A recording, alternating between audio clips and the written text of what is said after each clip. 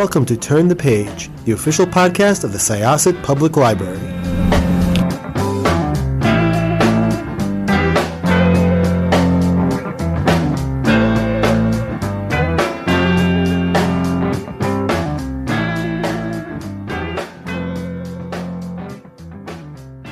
Hello, everyone. Welcome back to Turn the Page. I'm your host today, Jen, and today I am joined by a writer of an absolutely beautiful novel. It's a multi-generational, extremely intimate, but yet epic in some ways. It's a lot of beautiful small stories and a beautiful large story all at once, and I am so excited for this conversation. Welcome. Could I ask you to introduce yourself and your book, please? Absolutely. Thanks, Jen, for that warm welcome. My name is Radha Lin Chaddah, and I am the author of And the Ancestors Sing, which is my debut historical fiction novel, which is set in post-cultural revolution China. At the heart of it, And the Ancestors Sing is the story of two rural migrant women, Lei and Lulu, who under very different circumstances find themselves migrating from their rural villages to Shanghai. They quickly become part of a migrant underclass while in Shanghai.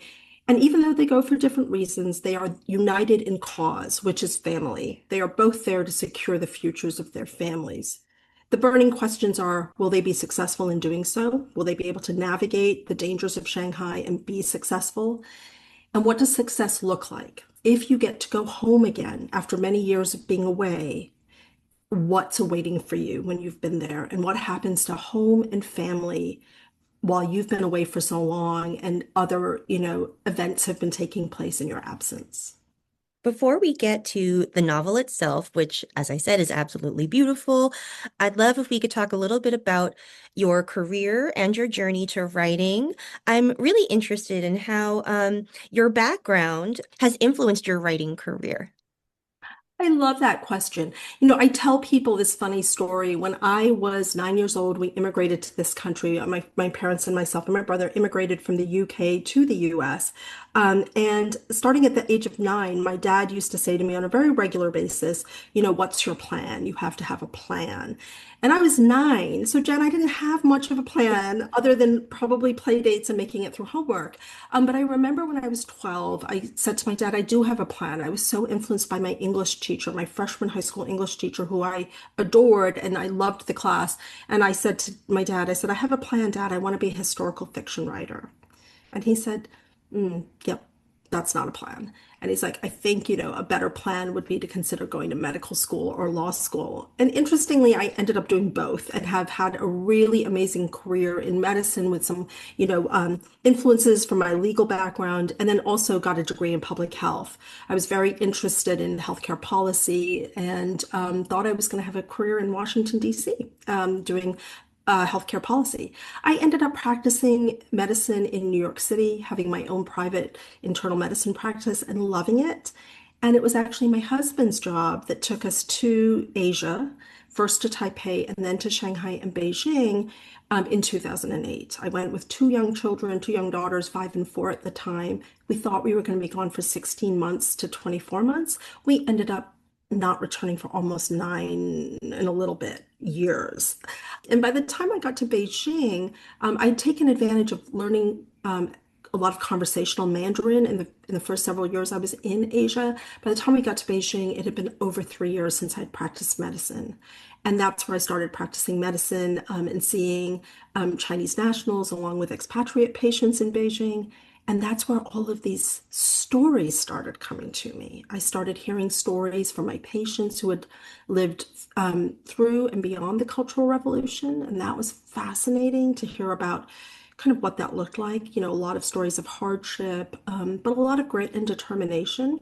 The other thing that happened in Beijing was I started meeting rural migrants. I didn't realize it was happening. I lived in a building, I worked in an office building that had a lot of staff, cleaners, cooks, housekeepers, nannies in my building. And because I could speak Chinese conversationally, I was able to have these amazing conversations with them and learn where they were from and what they were doing. And what I discovered almost to the very last one of them was that none of them was a native of Beijing. And I hadn't expected that. Certainly a few of them I might have expected, but it was almost all of them. And they shared stories of living 1 to 2 days to 3 days away from Beijing, by bus and by train. And many of them had worked in the city for 5, 6, 7, 10 years, and almost all of them, with the exception of a few, had left behind children. And that was heartbreaking, but interestingly, it also just showed the resilience of these largely women who I was speaking to. And became very curious on what does that look like when you've been away? How do you parent over time and over distance? When I met these women, we at least were in the age of cell phones, but the book takes place at a different period of time when cell phones were not ubiquitous. And so, I tried to imagine what that was like, and I heard stories about that time period as well from other people. And all of that came together so that when I was ready to come home to the US after being in Asia for almost 9 years, I thought to myself, why did I learn all these stories? Why were these stories shared with me? And I felt like, oh, because somehow I'm supposed to share them with other people so that they can have an understanding of, people who they might not meet in their daily course of life. And I thought I was going to write a nonfiction book about my experiences, but very quickly that 12-year-old's dream of writing historical fiction, it somehow came full circle. And I thought, oh no, a historical fiction novel so inspired by these, different life stories that I've heard, that made sense to me. And that's how the biggest influence for the book are the people that I met and the lived experiences I had while living abroad. All of which, by the way, were influenced by being a doctor. I wouldn't have had many of the conversations had it not been for my medical and public health background. Because of my public health background and legal background, I ended up working for the China CDC as a writer. They hired me to help them write a book about a nonfiction academic book about the HIV/AIDS epidemic in China. And, without giving anything away, that certainly influenced, some of the storylines in the book as well, my experience there, the research that I did with them, and then the writing of that book. So it all just kind of came together, I think, to allow me to put together this book. Wow. Yeah, that's such a fascinating career and a fascinating perspective on all of these issues that you've encountered over the course of your career. I am myself a former academic, so I know that writing a nonfiction book is very different from writing a fiction book. But I'm really curious about if there were any changes to your writing process or how you approached the empty page. How was this process different from your previous work? I love that question. There were some things that I leaned heavily on, and then other things that I had to sort of like discover anew. So I would say, when I sat down to start writing the novel, I thought, okay, how do you write a novel? Like, how do you write a story that's potentially going to span across? I knew I wanted to cover many generations to show change and especially since, as you know, part of the story is that story of the rural migrants and the children left behind. So, I knew it was going to at least have those two generations, if not a third generation. And so when I started thinking about it, I have to be honest with you, I went back to my law school days, and I had been a law review editor. And I remember thinking, what was it that was the key thing then? And people might think of legal writing as dry, and it can be, but I would actually argue that legal writing is just yet another high form of persuasive writing, right? You're trying to convey things, whether it's in a brief, whether it's in a law review article, you're trying to present an argument in such a way, in the context of a certain fact pattern that somebody else can't possibly contradict you, hopefully the judge or whoever's adjudicating whatever issue it is you have. And so I thought to myself, think of writing a fiction novel as a form of persuasive writing. How do you make the scenes believable? How do you make the feelings how do you make the feelings that the characters are having believable? Like that they don't come out of nowhere, that you as the reader, you're like, you can put yourself in their shoes. You can say, yes, I can really imagine feeling exactly the way such and such character, so and so character feels. And so That's kind of the mindset. And then I leaned on old tools. Outlining for me as a writer is one of my best friends. And so I started with 3x5 note cards for each character. I would kind of write, the salient characteristics of each character. And then I started playing with them. I was like, well, what if, note card A intersected with note card B, like those two characters, what would happen? And then what if note card C all of a sudden decided to also get in on the action? Like, could there be a storyline there? And once I figured that out, I started outlining. It took 8.5 months. And I ended up with a 43-page single-spaced outline. And it was only then that I started writing the book, which took me about another 2 years to write after that. And I started with 250 good words a day, just the way I would do law review articles, like kind of like, okay, can you get through section 1.1 on your outline, right? So the same thing, I was like, can I write 250 good words a day? Eventually I got up to 1,000 good words a day. And some days that came super fast. And the morning it would come, and it was by lunchtime I had those words on the page and was really happy. And then other times, yeah, those words took me into the night, like after dinner, and not yet asleep type of time period where other really interesting things happen because you're kind of tired. And in a way, I think your imagination can kind of loosen up a little bit more. Yeah, so that's how I did it. That was my process. And I think different from the nonfiction writing, in nonfiction, the day did end when the day ended. Like for me, when the nonfiction, when the day to write was over, say, whatever time I had set, 3 p.m. or something, I didn't really come back to the nonfiction after that until the next work day. Whereas writing fiction, those characters, they start talk I can only speak for myself. They started talking to me outside of the workday, and, and gave me all kinds of ideas of what they wanted to have happen. And I was like, oh, interesting. Okay, I'll consider that. Yeah. So it was a lot of fun. That's so fascinating. Yeah, and it occurs to me that having that background of like professional or persuasive writing kind of inures you to the idea that like you might spend, 5 hours reading or working and get like one footnote, like write like one good sentence. I- So it gets you used to incremental work. Absolutely. Yeah. The other thing, that big difference I always think about is that like academic writing teaches you to like front load your argument, but you sort of you can't do that quite as much in a novel because you need to have like surprises for your readers, whereas like academic writing really can't have surprises. No, as a matter of fact, when I think about academic writing, one of the first things, I mean, I know, theoretically you might think of your abstract, in scientific writing, it's like you might think of your abstract as your writing, but really not. You kind of know what your abstract is even going to be, right? And that's the thing that comes at the very top of the page. So I feel like you know that you've envisioned it even from the beginning.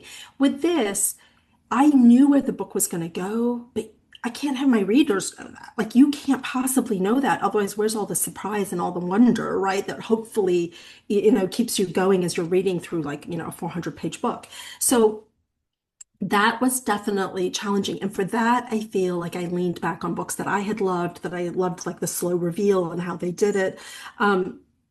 I was really fortunate. I did take several online classes from China. Literally, I took, a class with Gotham Writers. I took a Grub Street, online class. Those didn't necessarily teach you how to write a novel, but they certainly took you deep into reading like short stories and kind of picking apart the craft elements. And I loved that because I was like, oh, that's a really clever way to do something like that, And so I think along with my own just pleasure reading and then classes like that just sort of like gave names to some of those techniques, I was like, oh, okay, maybe I would do that exactly that way. And, things like that. So that helped as well, for sure. Nice. Well, thank you for indulging that, tangent. Let's finally return to And the Ancestors Sing. I'd love if you could tell us a little bit about your main characters. How did you shape your perspective characters in terms of like your storytelling goals, as well as the time period that you are evoking? It sounds like you had a lot of, conversations that gave you insight into the time period and people's experiences. Was there other research that you did, and how did that inform your characters? Okay, so I'm going to start with I'm going to talk about the two main characters, right? Lei and Lulu, who are two women who, like, as I've previously said, are rural migrant women. When we meet them, they are teenagers, right? They're kind of teenagers, either on the cusp of adulthood chronologically or on the cusp of adulthood by circumstance, right? They've kind of been forced to be in early adulthood. And when we meet them, they're both sort of, young women who are facing really difficult circumstances, and they don't necessarily have like a long history of experience to tell them what to do. Okay, so how did I decide to write these characters? So the first source of material I had for that was my own medical practice. When I was practicing in New York, I had a private practice right off of Columbus Circle in New York City. And, I had patients of all different ages, of course, but one group that had my heart always were all of the young women who were new to New York. New York is one of those cities, I don't have to say this to your listeners, it just draws people at the beginning of their young adult lives. It's like they come and they want to sort of, go out there and seek, whatever professional goals they have. And I had a lot of those young women in my practice. And after, over time of getting to know those young women, after we got past their like allergic rhinitis or their back pain or headaches or whatever, asthma, whatever it was that brought them to see me, I developed relationships with a lot of my patients, and they would just ask me questions about life because, I was just a little bit older than them, a little bit ahead of them. And they would ask me questions like, about signing a lease for the first time. Or I remember a particularly touching experience where a young woman came to me and said, I think I'm meeting my future in-laws, this weekend. What's an appropriate gift to take? I don't want to be too showy, but I want to be respectful. Like all kinds of questions like that. And Jen, that always stayed with me. I now have two daughters who are in their 20s, and I just love that very particular time of life because I think it's like you see all of the potential, and then you also hear all of the kind of, do I have what I need to make these choices? And I've always been a big advocate of you. I know you don't think you know everything you need to know, and that's true. Of course, we're going to have a lived life and gain experience and knowledge, but you have everything you need to take the space that you take and to like go confidently forward. And I'm such a big believer in that. And so I wanted to bring that into my book, into the two women that we meet. And so that's why the book starts where it does with the two of them, because it's such a tender spot in my heart right there. And then we see them go forward. In terms of their lived experiences, how did I know what to put into their lived experiences, fictional lived experiences? I had two amazing experiences. One was one of the rural migrant women that I met in Beijing actually invited me to go to her hometown, to travel and go to her hometown and to meet her family. So I got to meet her kids. I met her mother, who, was a diabetic and like proudly showed me how she was very compliant with her insulin. She knew I was a doctor. I met her brother who owned a sock store.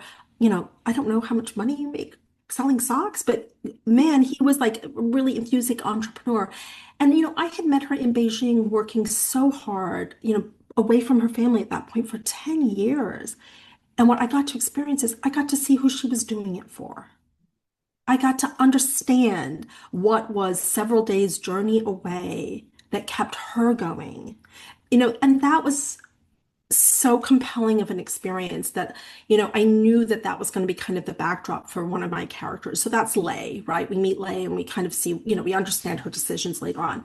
For Lulu, a lot of her lived experience came from my work with the China CDC. So when I worked with the China CDC, I helped them in the HIV/AIDS book that I told you about. One of the chapters we wrote was about stigma, and we also wrote about kind of how the HIV epidemic came to be in China.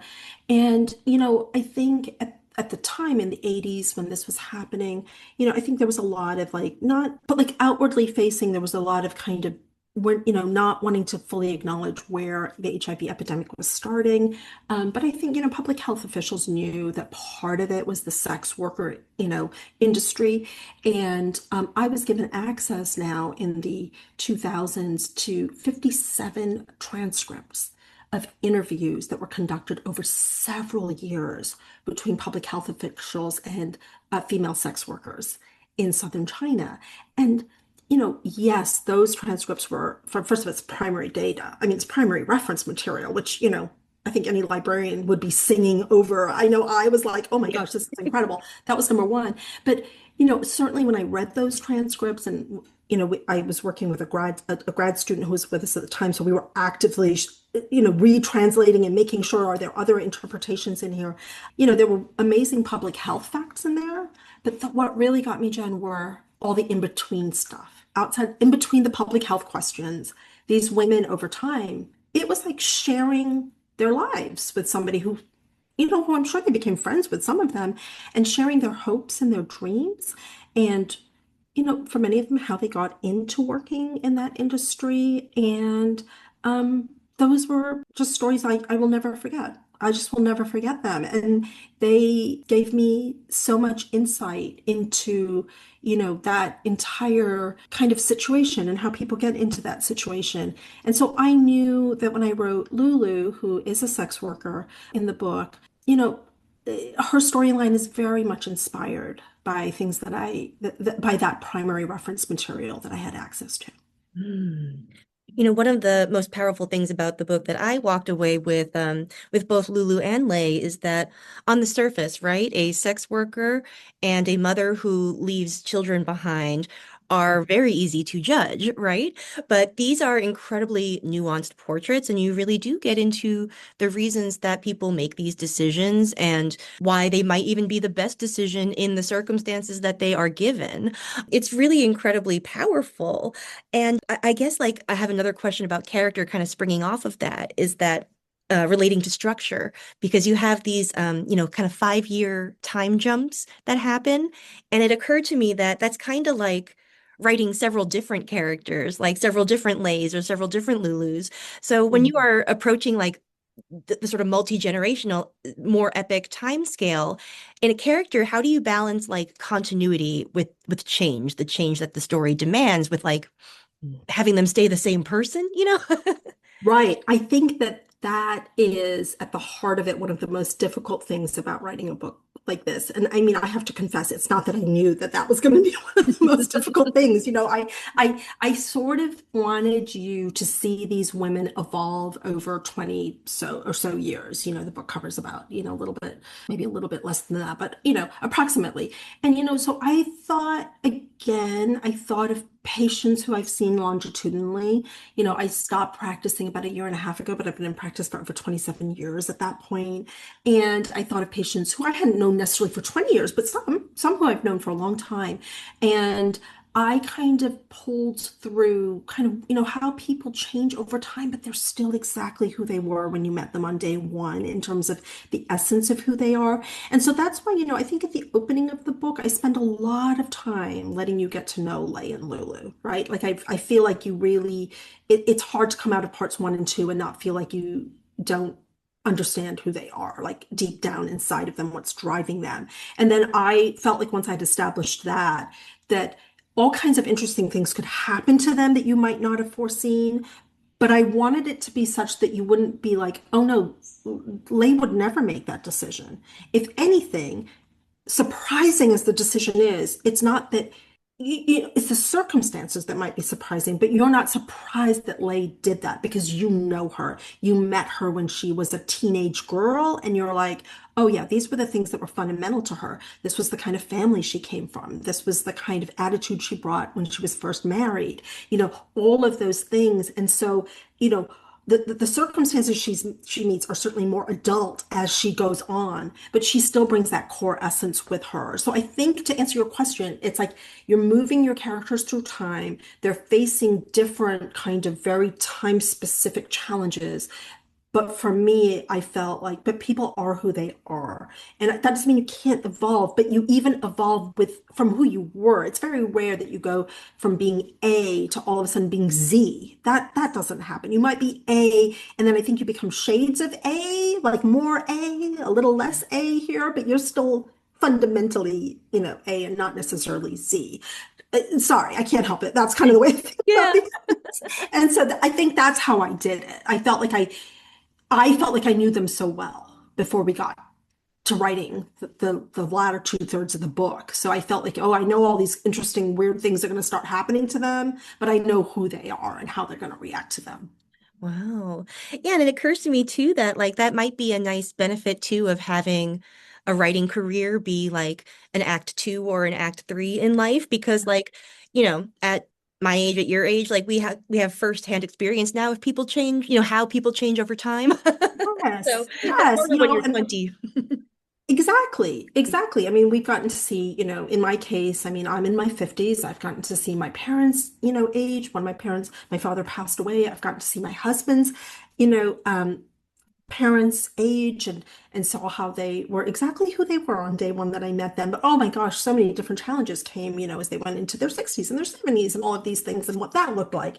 And then on the younger end, you know, by my age, if you're lucky to have had children and to see them grow, I've seen my daughters evolve at every stage. And I'm like, oh, well, okay, that's interesting. That doesn't mean they don't surprise you. Just because you know somebody doesn't mean they can't surprise you. Of course they can. But I'm not ever, like I said, I'm never stunned as in like this is just not at all who I thought a certain person was. I'm not saying it can never happen. It hasn't happened very often in my life. And so I think I was able to bring that perspective to writing these characters. Mm. Well, thank you so much for all of the insight into your process and your background and how it has resulted in this gorgeous book. I know that you are still, deep in promoting this book, but what is on the horizon for you? Do you see another novel in your future? I do. I do. And I think it's happening exactly like I said, kind of happened with this character. Remember, I talked about the index cards and having kind of, these different characters and thinking, what would happen if these index cards collided into one another at a train station, for example, or someplace else?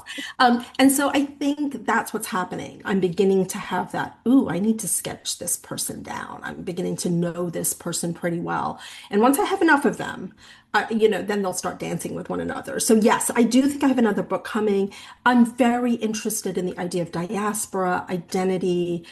You see those themes in this book. What does it mean? How does identity form? When you're forced to migrate or to immigrate in another set of circumstances. And so the next book will similarly have themes like that I'm continuing to explore. Oh, excellent. Well, I look forward to that, and I look forward to recommending this to our patrons here at the library. And thank you again. I've really enjoyed this conversation. Jen, thank you so much. And thank you so much to your listeners. I'm really excited for them to hear about this. All right, you hear that, listeners? That is your homework. Please check out And the Ancestors Sing. It is out now. It'll be out when you hear this, so please head to your favorite bookstore or library website, wherever you like to go for books. Do you have a favorite bookstore or a place that you like to send folks to for books, any chance? I do. I have a very favorite bookstore in Philadelphia, which is actually very close to where I live in Center City. It's called Head House Books, and it is in Old City, Philadelphia. And Richard is the owner, and he is such a lovely man. And I would love it if you chose to buy your books from there. That would be great. And they can actually be personalized if you buy them from there. Oh, perfect. Yeah, I love to give our readers that opportunity. And it's also a little selfish. I'm compiling like a great bookstore tourism list from all of these info. Definitely include Head House Books in Philly. Absolutely. Thank you. All right, everybody. Thank you for joining us. It is now time to close this chapter. We'll see you next time. It's time to close this chapter of Turn the Page. Join us for the next episode.